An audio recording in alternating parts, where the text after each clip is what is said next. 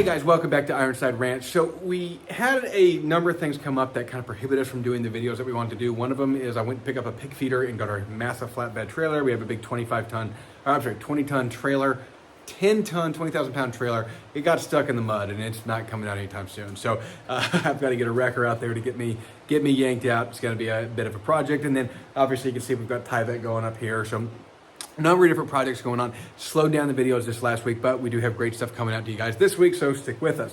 What I want to talk about today is how to save a little bit of money. We can see what's going on in our economy, right? We can see that we are going to continue to have record high inflation. We can see, even if our inflation numbers drop, we still have higher than normal inflation. We can see that there's certainly a potential for a housing recession, and then an overall actual economic recession, a economic depression. There are a lot of things potentially on the loom here between now and 2025, particularly when we look at global wars and global points of friction, right? So China, Russia, etc., Ukraine, y'all know what I'm talking about there. We don't need to go into the details. That also suggests that we're probably going to have another pandemic in about 2 years, right? We have one every 2 years, right before election time comes out. It's kind of interesting. So what I want to talk about is how you can save some money. And the reason that I want to bring this up is there are a lot of channels that teach you guys how to save money and how to run your finances. That's not what we are. But what I thought about when I was looking at some of these other channels, I watch these things. I watch things like Prepper Princess because she has a ton of good ideas on how to save money. But the reality of it is that those type of people tend to be pretty extreme. And what I mean by that is Dave Ramsey, right? So Dave Ramsey says absolutely no debt ever. And that to me is kind of an extreme view. Now, do I agree with it for about 90% of the time? Absolutely. But I think there's certain instances where business debt can be used to gain wealth and to grow. And I think that those are acceptable risks to take. So especially on like real estate land, stuff like that, I'd absolutely take out a loan to buy more farmland to make our farm more productive. I don't think that is a risk. It is a calculated risk, and it's certainly acceptable. Things like Prepper Princess, right? Prepper Princess does lots of good stuff on saving a ton of money, but she does some really extreme things. Like she turns off her water heater for the entire day, right? And then she turns it on right before she wants to take a shower, like an hour before or something. Anyways, it's a little extreme for me. But because of those things, doesn't mean that those things don't work. But I thought, well, let's bring this to the average farm, the average family, and see what they can do to make things a little bit better. So the first thing that we can do is we can turn our water heater down. Now, she's absolutely right about that. But the way to do this is actually a little bit different than what she's talking about. So she talks a lot in some of her earlier videos about like kill the power to it and turn it on 2 hours before you need, or put a timer on it and turn it on a couple hours before you wake up or whatever. That to me doesn't allow you the ability to plan for things that are unplanned, right? If you have if you have back issues and you need to be able to take a bath in the morning, or you just wake up because you have trouble sleeping at 3 a.m, things like that kind of gets in the way when you are riding around on your property and you fall in the mud and you can't come take a nice hot shower because it's too cold outside. And I know that the Max, he's all about taking cold showers. I'm not, and I'm not doing cold showers. So it's I got it. There's studies out there that show they're good for you, but there's also studies that show you that warm baths are good and warm showers are good for you too. I'm gonna stick with those. So anyways, turning the water heater down can save you considerably. Now, obviously, you want to upgrade to something like a heat pump water heater if you're on electric. They do pay for themselves in about 2 years, even though they're substantially more expensive. But the fact is that what we do is we pick the hottest thing that we need hot water for. It's running the dishes, right? Washing our dishes, we need the hottest water because we're trying to kill germs, bacteria, get grease off, etc. So what we do is, let's just say, for sake of argument, that's 125 degrees. I basically set it at the hottest my hand can stand in that water at the kitchen sink, and that's what I set it to. So that's what I set my hot water heater to. So when my hot water heater turns on, I'm no longer mixing cold and hot in there and heating a bunch of water that I'm not using. I'm using every bit that goes in there. So my hot water heater shoots out that hot water, and it's not getting mixed with any cold water or very, very minimal cold water. And then everything that you do that you use less hot water for, like taking a shower, you mix it a little bit more, but it saves you a lot of water that you're not actually mixing. For those of you that don't know, when you run your tap and you run your hot water, and you're actually mixing that hot water with cold water to get the lukewarm water that you want at certain intervals. And so that's why and then you're wasting all that, because you have all that water in the tank that you've never actually used. So that you heated it and it just has to maintain heating. So That's why this method seems to work. So what do? We, like I said, we run it at the hottest that we need it for our dishes, and then everything else gets mixed a little bit down from there. Instead of having your water at like 135 degrees, I hear people brag about this all the time in the construction industry. They're like, oh, I like hot, I set mine to 135 degrees. I want it to put out really hot water. Why? What good does that do you? So one thing that you can do is turn down your hot water heater in a practical approach. It seems obvious, but doesn't actually turn out that way in reality. Next thing to do, number 2 on the list, is to add insulation. This is a really, really simple and inexpensive but effective way of controlling the temperature inside your home a little bit better. You can add insulation. And what most people don't realize is if you have something like cellulose insulation is about 3.4 R value per inch. Whereas like blown-in fiberglass about 2.8 roughly. That cellulose settles over time, and so you actually lose value of that. And so does your fiberglass, but cellulose tends to do it a little bit more. Fiberglass, if it's left alone, tends to not settle that much. Cellulose will continue to settle, and so it gets a lot thinner, and you get a lot more dense cellulose, which doesn't have the insulating value as that loose fill cellulose. So you need to come back after 20 years of your house being built and actually add more insulation in there over the top of it. Now, you got to be careful about this, because if you go to like I say, it's certain big name, big box property damage store companies that do insulation on the side, they'll sell you a bill of goods telling you that you have to get rid of all the insulation there because it has rat droppings and it's going to add pheromones and all this different crap. They're selling you a bill of goods that you don't need. Don't buy into that. You absolutely can mix insulations. It's not the end of the world. It doesn't hurt anything to do, and generally it is an approved method. So don't let them sell you on this. You can add insulation to what you have there. The one exception to that, the reason is if you do spray foam insulation, if you do that, then generally they want to pull out the insulation, and that's done for some temperature controlling methods and changing the condensation point. So that's a little bit different, but if you're just adding insulation to what you have there, absolutely you can go on top of what you have as a general rule. So keep that in mind, but it is a substantial way to save money on your monthly energy bills, and a great way to cut down on the amount of wood you're going through in a year, the amount of electricity you're using for your AC, because oftentimes you won't even have to run your AC. It's not even so much that it makes it more efficient when you're running, it's that you will actually end up running those systems substantially less because your house is more comfortable. Okay, next on our list, number 3, buy in bulk, but be careful of the unit price. So we see this all the time, and Amazon is really bad about this, right? So they'll give you a 10-pack value that, let's just say it's $100 for a 10-pack or whatever widget you're buying, and then the individual one is actually cheaper than that as a per unit price. So that's $10 per unit. The individual one may be like $8.50 per unit. So and it's prime shipping, so the shipping is the same either way. So anyways, so Amazon is really bad about that, and so you got to be careful and look at the actual unit price. Other stores do it too. Costco does it. Everybody does it because they know that you'll eventually quit looking, right? It's the same reason we tend to spend more on Amazon, because Amazon has made it so easy for us to purchase that we forget to go look at Midway USA or wherever, because Amazon has made the checkout so easy, and we're already logged in. We have the app on our phone. It's super easy. I can one-click swipe, and then we just realize, after we actually go look at it 6 months later, we paid 25% more for whatever X widget. So you got to be careful about that, but they make it convenient for you for a reason, and then you get eaten up in the unit prices on it. So check the unit prices, but buy in bulk whenever possible. It is obviously more substantially cheaper, but you do have to be careful about those unit prices, and that gets a lot of people, including me. Everybody does it. Everybody has missed them. So don't think that you're exempt from that. Just this is kind of your reminder to pay attention to it. All right, number 4, repairs. Okay, so this is repair your cars, repair your vehicles. This is one of those things to where people don't like to do things, and so they don't want to repair an oil leak. Well, the problem is if they don't repair that oil leak that was going to cost you $600, what tends to happen is the seal gets blown out, and then you spill out oil, and you don't realize that the oil light comes on, and it's your dog's sister's aunt's cousin who's driving it, and they don't care. So then all of a sudden you're blowing an engine. So the repairs are a substantial cost saving for your future investments. Now let me give you an example here.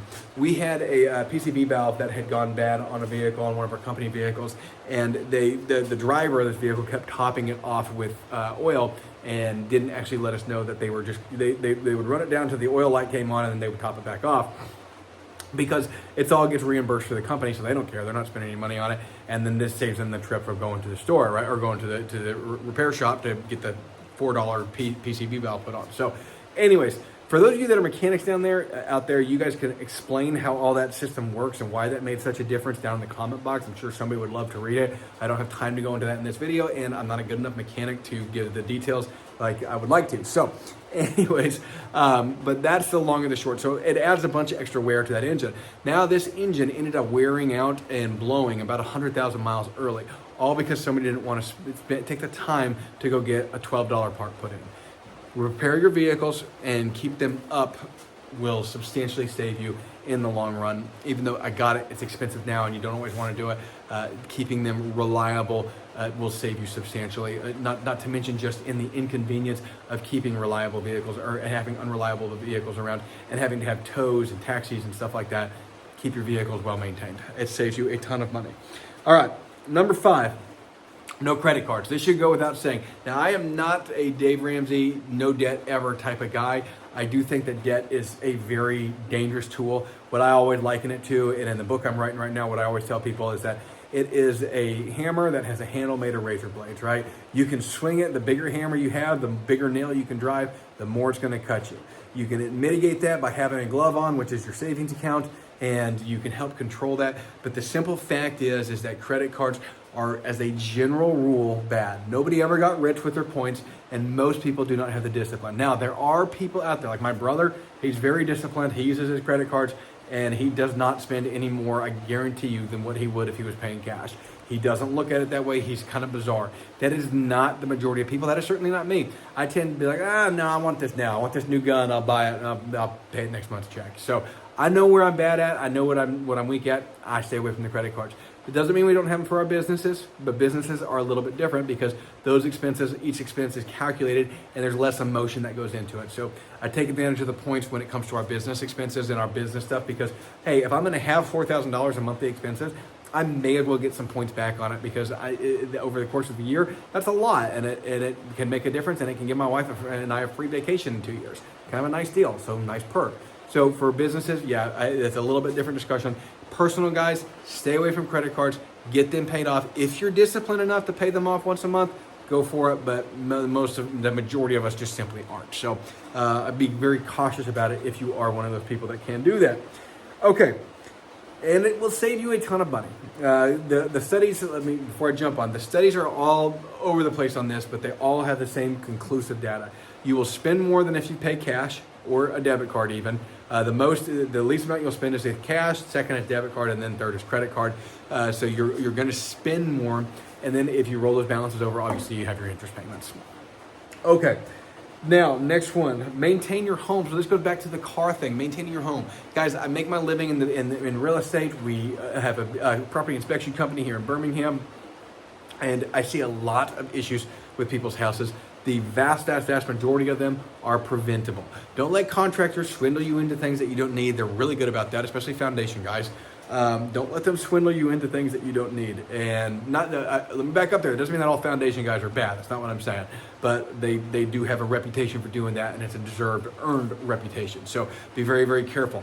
There are good ones out there. There are ones that we recommend, so that you just have to call around if you need foundation work. But they like to panic you and they like to run up a bill real quick, and they can finance it. So be very careful about that.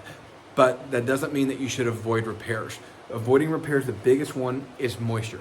Leaks, moisture intrusion, any type of like plumbing leaks, roofing leaks, those type of things. Having gutters that are backed up, that allowing that water to back up into your soffits and fascia, all that stuff causes a lot of money in repairs.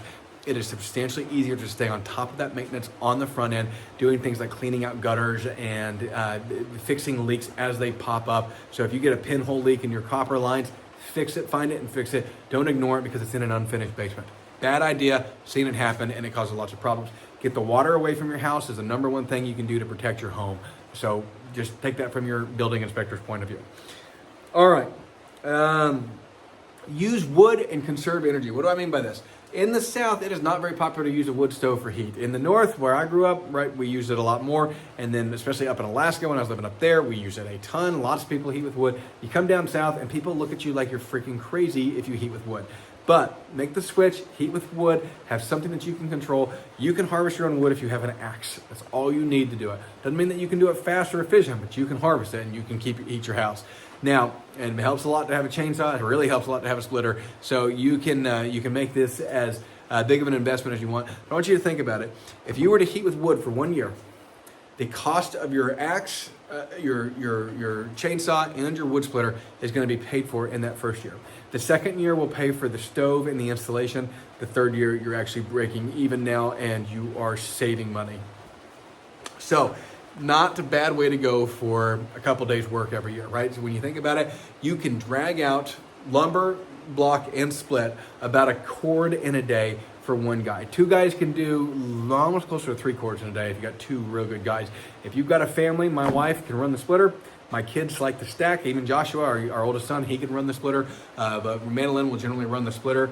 I block the wood, and we'll work for about 4 hours. After about 4 hours, you don't really want to do wood anymore. 8 hours of doing wood is a long day, so certainly 12 hours is a really long day. So we'll do it for about 4 to 6 hours, and then she'll go do something else. I'll go do something else. We'll kind of call it a day with wood. Unless we get behind. If we get behind, then you don't have an option. But there's just other things I'd rather do. 8 hours of doing wood gets boring, and it's hard work. So that doesn't mean that you don't do hard work. We enjoy hard work. It does mean that we can kind of pick and choose, and we can do 4 to 6 hours in a day and then do something a little bit easier for the rest of that day. We work long, hard days here, but we don't kill ourselves every single day. Well, at least I try not to kill my kids and my wife with it. I don't mind doing it myself, but I try not to overexert them. So anyways, y'all that have spouses and children, you know what I'm talking about. Use your wood though, guys. It's a harvestable thing that you can take care of yourself that doesn't cost you very much to do. So it's a great resource out there. Conserve what you're using with your energy bills one way or the other. Making sure that you're not turning the heat up because you want to sit around in lounge shorts and in a wife beater. Actually, it's okay to wear a sweater and wear, jeans or sweatpants or whatever in the house, and actually, keep your wool socks on, whatever it is, so that you're not having to crank up your heat quite as high. That is perfectly acceptable to do. So just realize that there are ways of saving money there and saving your energy bills and conserving a little bit. Turning off lights. I know some people are real sticklers about that. I'm not. That's one that I need to get better about with my kids. I don't jump on them like I probably should with that. One that bothers me is wasting food. That drives me crazy. My kids know you don't waste food in our house. We eat it. It goes for leftovers. It gets thrown in a pot of something for some stew later on or whatever. Or at the worst case scenario, it gets composted, fed to the chickens. We don't feed it to the pigs because we sell the pigs. So the pigs get all, theirs has to be controlled. But we compost it or sell it to the chickens. So anyways, that is is a great option for you. But just make sure that you're conserving what you have there at the house. Recycling, upcycling, whatever term you want to use, getting the most value out of what you've purchased, right? A jar of pickles, let me put it this way. So you buy a big jar of pickles. If you reuse that, you can reuse that same jar of pickles, and you can reuse that same jar for fermenting. You can reuse it for water glassing eggs. You could even reuse it for making new pickles. So make use of that stuff, because all that stuff, there's no pressure can things. So they don't have to be in like a mason jar that's going to be able to withstand that heat and pressure. Keep that stuff in mind. Conserve, reuse, and recycle what you have. So anyways, that just being a good conservationist. All right. Obviously, we shop the sales, right? Some people are better about it than others. I'm really bad about it. My wife is great about it. She has like apps all over her phone for every single point thing that she can possibly get out there. And so anyways, guys, shop the sales, use those points and stuff like that. It does add up to a pretty sizable savings over the course of a year. And if you think over the course of a year, let's just say you save $30 to $40 a month, right? Then over the course of the year, we're saving like $400, $450-ish, right? We're rounding. We're going to save $400 a year. Well, over the course of 10 years, we saved $4,500. So the savings is substantial and worth doing. So keep that in mind, guys, that shopping sales, it doesn't make that much difference for the one sale. It does make a difference over the course of a 10-year period. I need to be better about it, but certainly so do some of y'all. So here's your reminder. Make sure you ask for that military discount, guys. If you've got it and you've earned it. I know we tend to forget about it, especially the longer we've been out of service. When we were in the Army, you always remembered about it, and then now that you get out, you kind of forget to ask for that military discount. It is a substantial savings, and it's worth asking for. Usually it just saves you the tax on it. Okay. Let's do last two. Buy multifunctional items. So this is really what we're talking about is your big items. Now, I'm not telling you, go out and buy a Leatherman because you don't want to buy a pocket knife and a pair of pliers, right? That would be stupid. But what I am telling you is when you buy bigger items, especially things for like a farm, if you're going to go buy a farm, things like a tractor, a 75 horsepower tractor has a lot more versatility than a 75 horsepower skid steer. The skid steer is better at its function. There is no question about that, but it's not near as versatile. It's easier to rent one when you need one. So buying things that have some versatility and have multiple functions. There's a company that makes trailers, and they're Appalachian trailers. And actually they make, if you're looking at like a new trailer, they make one that is a flatbed and a dump trailer. So you can take the sides off and it can be a flatbed, or you put the sides on and you have a dump trailer. It's the same price as a normal dump trailer, maybe just a little bit more, and you get 2 trailers in one out of it. So if you have a farm or a small homestead, hobbystead, whatever, those are great options. Spend some time researching multi-function items. It can save you a lot of money. A flatbed trailer is $10,000. A dump bed trailer is $10,000. Put those two together, pay $12,000, and get the one that you want. Saves you save yourself a bunch of money. All right, last thing and the biggest thing on our list: growing your own food.